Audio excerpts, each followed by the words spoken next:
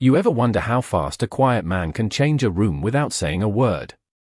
The question slipped into the cool night air just as the parking lot lights flickered overhead, casting long pale shadows across the cracked asphalt of a nearly empty strip mall somewhere off Route 9, where the hum of distant traffic blended with the faint buzz of a dying neon sign, and Marcus Reed stood still beside a faded blue sedan, his hands loose at his sides, his posture unassuming, like a man who had spent most of his life trying not to be noticed. His dark jacket worn at the cuffs, his boots scuffed from years of walking more miles than anyone ever asked him about, and just a few feet away, a young woman clutched her bag tighter, her shoulders tense, her eyes darting between Marcus and the group of men who had wandered too close, their laughter sharp, careless, the kind that didn't ask permission before taking up space, and Marcus didn't step forward right away, didn't raise his voice, didn't try to command anything, he simply shifted slightly, just enough to place himself between her and them, a quiet adjustment, almost invisible unless you were paying attention, and for a moment, the world seemed to hold its breath, the air thick with something unspoken, something heavier than the humid summer night pressing against their skin, because there was something about the way Marcus stood there, not confrontational, not aggressive, but certain, grounded, like a tree that had weathered storms no one else in that lot could even imagine. And yet to the untrained eye, he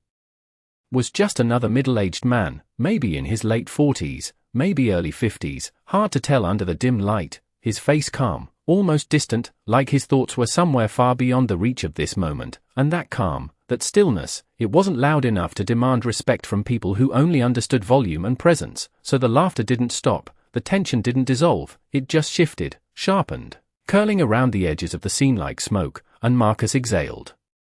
Slowly, a controlled breath, the kind that comes from practice, from discipline, from years of learning that not every situation needs force, that sometimes the strongest move is restraint, and as the flicker of the overhead light steadied for a second, it caught the faint scar along his knuckle, barely visible, a thin pale line that hinted at a past he never spoke about, a past that lived quietly beneath the surface of a man who now chose silence over recognition, distance over attention, and as the night stretched on, that single step he had taken, that subtle shift in position, began to mean more than it seemed. Because sometimes the difference between chaos and control isn't noise or dominance, it's a presence so steady it refuses to bend, even when no one around it understands why.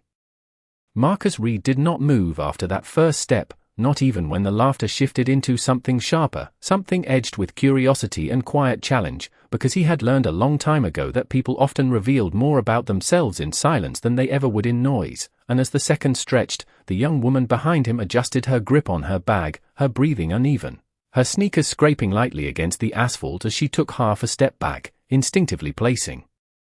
her trust in a stranger who had not said a single reassuring word, and that trust, fragile and unspoken, settled over Marcus like a weight he did not shrug off, because responsibility was not something he picked and chose, it was something that found him, again and again, even now, even here, in a place that smelled faintly of motor oil and stale rain. Far removed from the deserts and mountains, his mind sometimes drifted back to when the night grew too quiet, and one of the men tilted his head, studying Marcus with a smirk that did not quite reach his eyes, as if trying to decide whether the silence in front of him was weakness or something else entirely, something harder to define, and Marcus could feel that calculation without looking directly at him, could sense the shift in posture, the subtle repositioning of feet, the way voices lowered just enough to signal that this moment was no longer casual, no longer meaningless, and still, he did not raise his hands, did not clench his fists, did not offer the kind of reaction they expected, because years ago, in places where hesitation cost more than pride, he had learned the value of control, the discipline of choosing exactly how much of himself to reveal and when, and right now, he chose almost nothing, just enough presence to hold the line, just enough stillness to disrupt whatever had been forming in the space between them, and somewhere in the distance, a car door slammed, the sound echoing faintly before dissolving into the night, and for a brief moment, the tension flickered, uncertain, like the overhead light that hummed and buzzed above them, casting shadows that stretched and pulled at the edges of the scene, and Marcus's gaze shifted slightly, not confrontational, just aware, always aware, taking in details without appearing to do so, the uneven rhythm of footsteps, the tone behind a laugh, the way someone glanced toward the street as if measuring whether anyone else was watching, and beneath that calm exterior, beneath the quiet man in a worn jacket standing in a forgotten parking lot, there was something else entirely, something built over years of training, of repetition, of decisions made under pressure that never showed on the surface unless absolutely necessary, and yet here, in this ordinary moment, he chose to remain exactly what they saw, exactly what they expected, because sometimes the strongest position was not to prove who you were, but to let others underestimate you completely, and as the night pressed in closer, that choice, quiet and deliberate, began to shape everything that would follow. The man with the smirk took a slow step forward, his shoes scraping lightly against the pavement, not rushed, not hesitant, just deliberate enough to claim space that did not belong to him, and the other shifted with him, forming a loose half-circle that narrowed the distance without fully closing it, like a tide testing how far it could come in before something pushed it back, and Marcus noticed every inch of that movement without turning his head, his awareness expanding quietly, mapping positions, angles, exits, the way the flickering light left certain corners dimmer than others, the way the street beyond the lot remained just far enough to feel disconnected, and still, he did not react in the way they expected, did not match their energy, did not raise his voice to fill the silence they were trying to dominate, because control was not about overpowering a moment, it was about owning it without needing permission, and the young woman behind him shifted again, her breath catching softly, the sound almost lost beneath the low murmur of the group. But Marcus heard it, catalogued it, let it anchor him to the present instead of the past that sometimes crept in when tension rose too quickly, and the man in front of him let out a short laugh, shaking his head as if amused by something only he understood, his voice carrying just enough edge to test boundaries without crossing them outright, and yet there was something uncertain beneath it, something that had not been there before, because Marcus had not given him anything to push against, no anger, no fear, no reaction to mirror, just stillness, and that kind of stillness could be more unsettling than any shout, more disruptive than any display, and as the seconds stretched longer, the group began to lose rhythm, their confidence no longer perfectly aligned, one glancing toward the road, another adjusting his stance as if reconsidering how far this moment should go, and Marcus let that shift happen, did not interrupt it, did not rush it, because pressure did not always need force to build, sometimes it grew naturally in the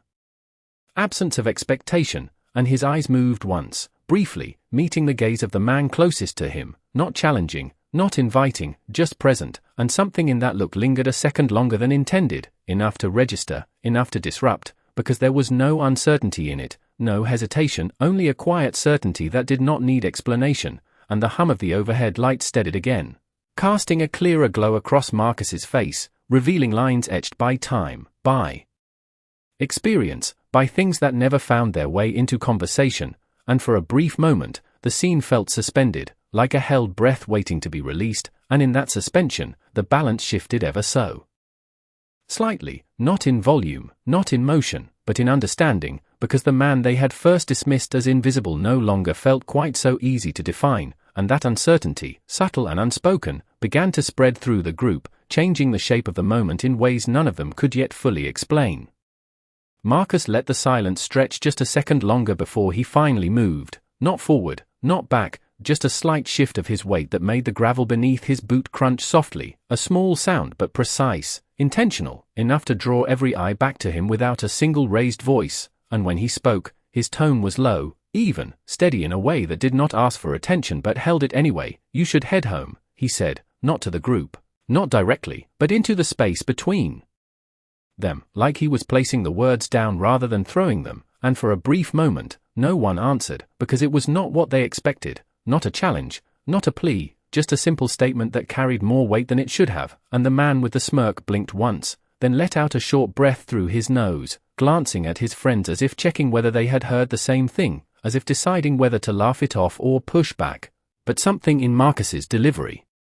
made that choice less obvious than before, and behind him, the young woman hesitated, her voice barely above a whisper when she said, "It is okay," but the words trembled slightly, betraying the tension she was trying to mask, and Marcus did not turn, did not acknowledge it outwardly, but he heard it, filed it away, let it reinforce the quiet line he had drawn without announcing it, and one of the men shifted his stance, crossing his arms loosely, his posture no longer as casual as it had been minutes ago, and the air changed again, subtle but real, like a temperature drop you feel before you fully notice it, and Marcus took one slow breath, his chest rising and falling in a measured rhythm that did not match the unease beginning to ripple through the group, because this was the moment where things usually tipped, where voices got louder, where pride demanded escalation, but he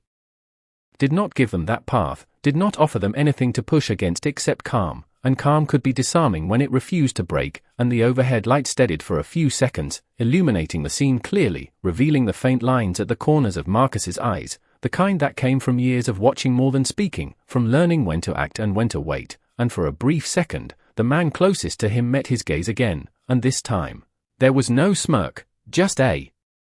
flicker of something else, something uncertain, like he was beginning to realize that whatever this situation was supposed to be, it was no longer unfolding the way he had imagined, and Marcus did not press that advantage, did not step closer or raise his voice, he simply held his ground, letting the silence do the work, letting the weight of the moment settle naturally, because sometimes the strongest move was not to win a confrontation, but to end it before it became one, and as the night air moved lightly across the lot, carrying the faint scent of rain and asphalt, that possibility hung there, quiet and fragile, waiting to see which direction the next breath would take.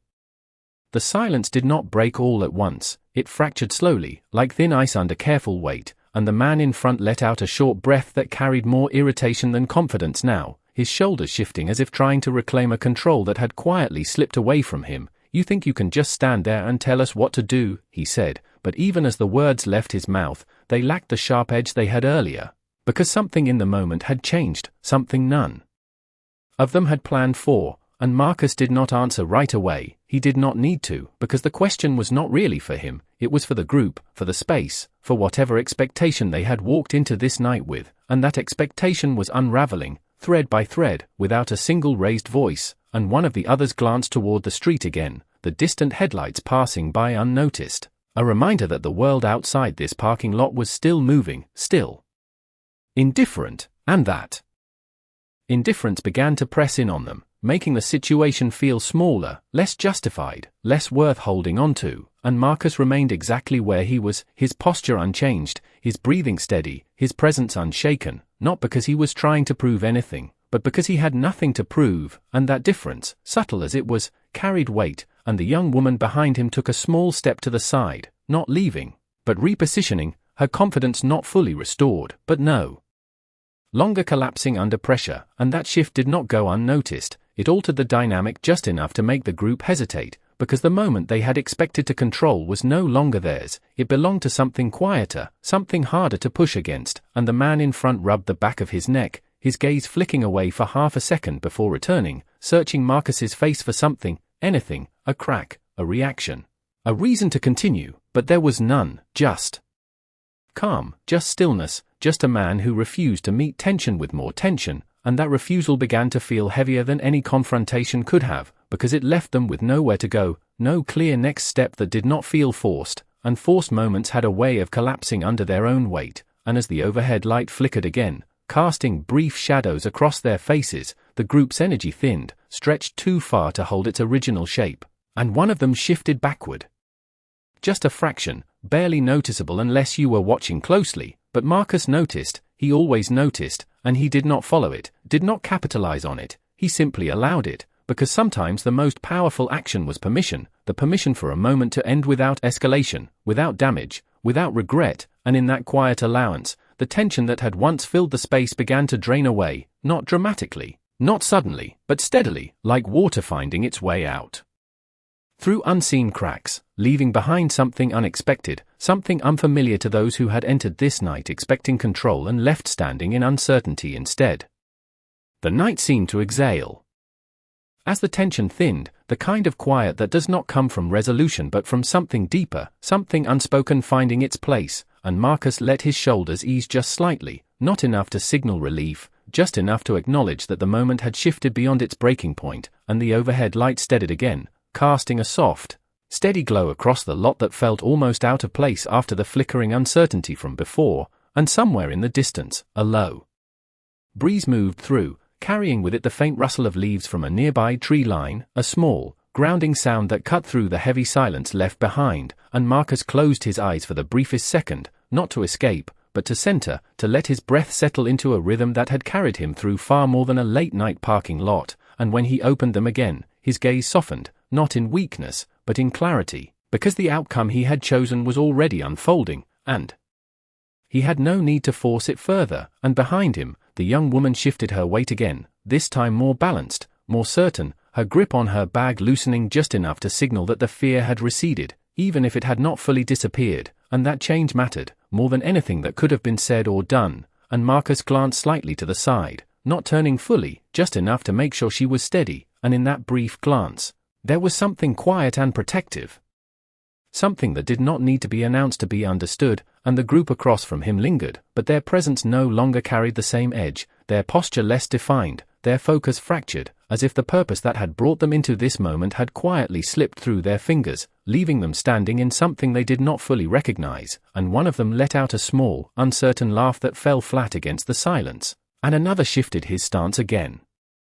looking down at the ground for a second before glancing back up, as if searching for direction that was no longer there, and Marcus did not fill that space, did not offer commentary or closure, because not every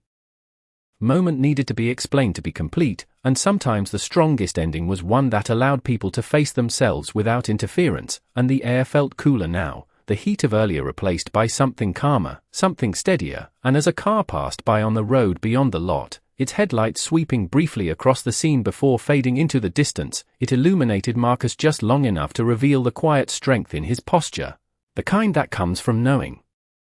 exactly what you are capable of and choosing restraint anyway. And when the light moved on, leaving the lot in its steady glow once more, the moment settled fully into stillness, not empty, but resolved in a way that did not need words, and Marcus remained there for a second longer, just long enough to be certain that nothing else would rise from the quiet, before letting the night continue on its way, unchanged on the surface, but undeniably different beneath it. For a moment, no one moved, and then the faint sound of tires rolling over gravel broke the stillness as a dark SUV turned slowly into the far end of the lot, its headlights cutting across the pavement in a wide arc before settling into a steady beam that brushed over Marcus and the group without urgency, without alarm, just presence, and Marcus noticed it immediately, not because it changed anything for him, but because it shifted the awareness of everyone else, and the men who had lingered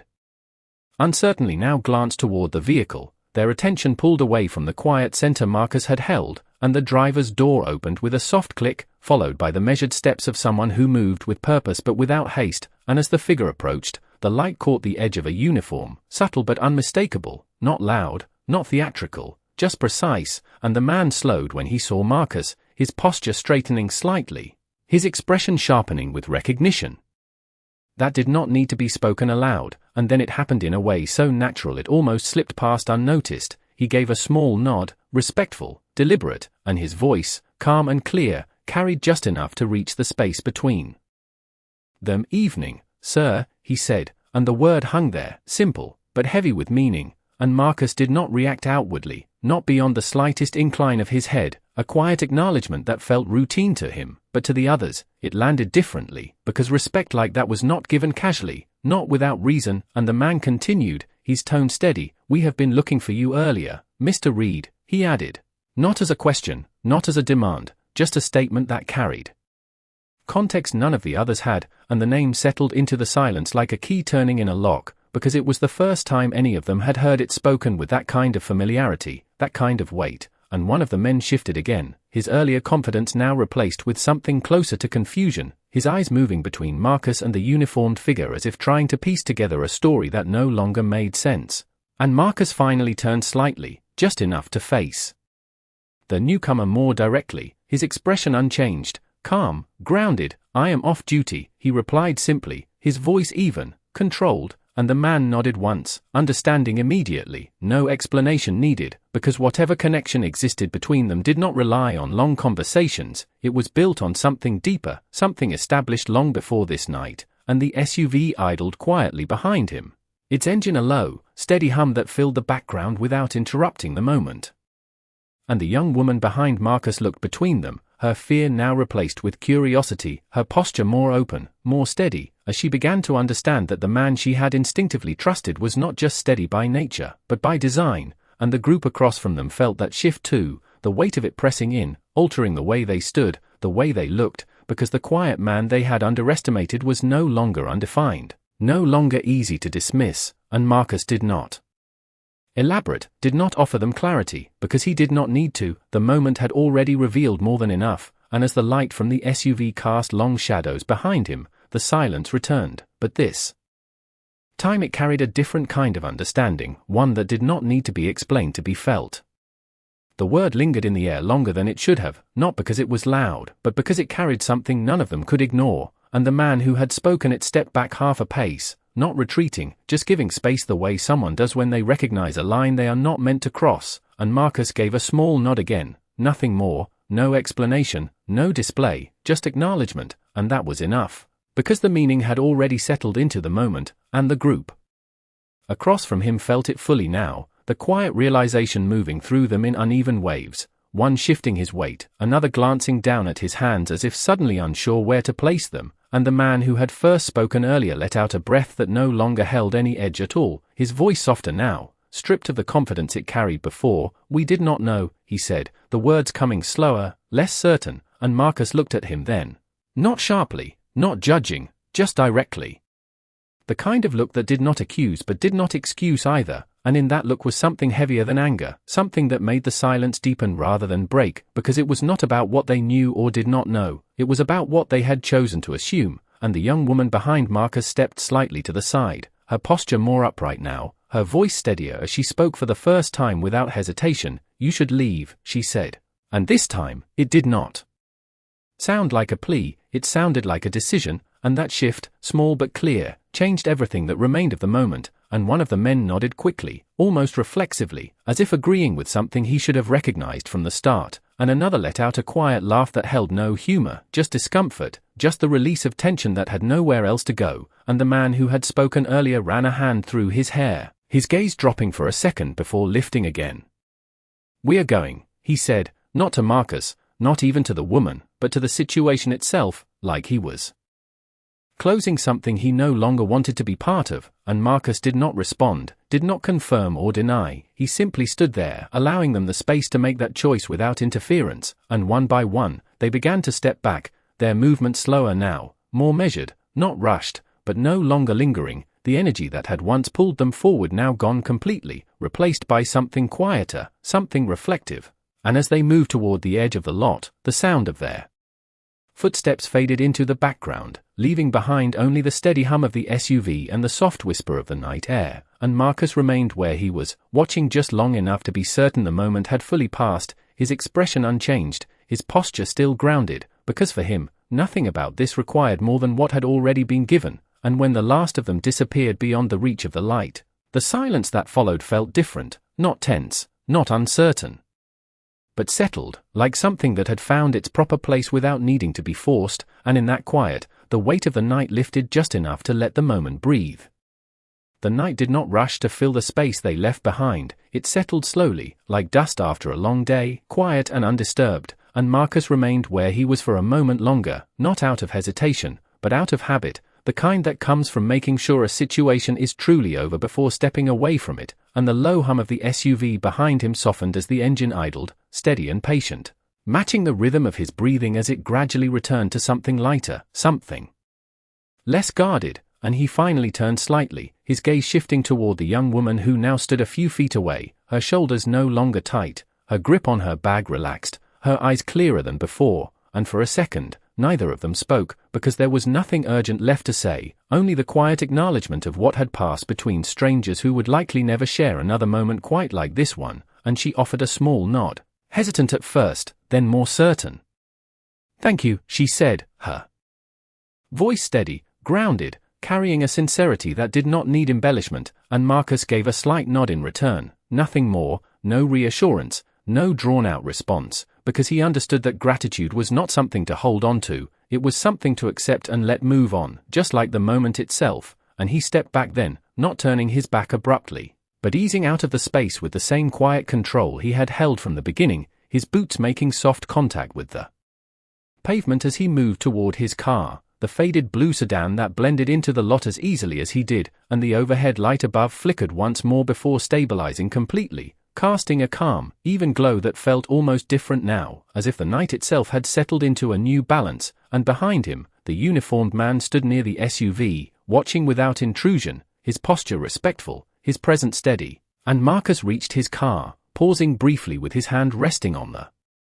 door handle, not because he needed to think, but because there was a moment there, a quiet space between action and continuation, and in that space, the weight of everything he had chosen not to do, not to say, lingered just long enough to be acknowledged, and then it passed, like it always did, carried away by the same discipline that had shaped him for years, and he opened the door, the soft click of the handle barely audible against the stillness. And as he settled into the driver's seat,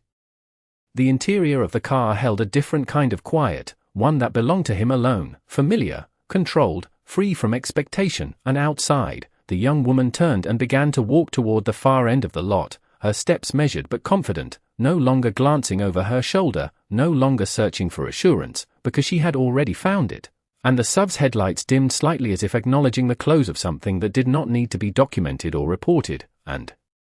Marcus started the engine, the low vibration grounding, real, and for a second, he looked ahead through the windshield at the open road beyond the lot, empty and waiting, and then he drove forward, merging into the quiet rhythm of the night without urgency, without pause, leaving behind nothing but a space that felt just a little different than before, a space where silence had carried more weight than noise ever could, and where the strongest thing anyone had done was choose restraint. And as the taillights of his car faded into the distance, the parking lot returned to its ordinary stillness, but beneath that stillness, something remained, something unseen, something understood only by those who had been there to feel it.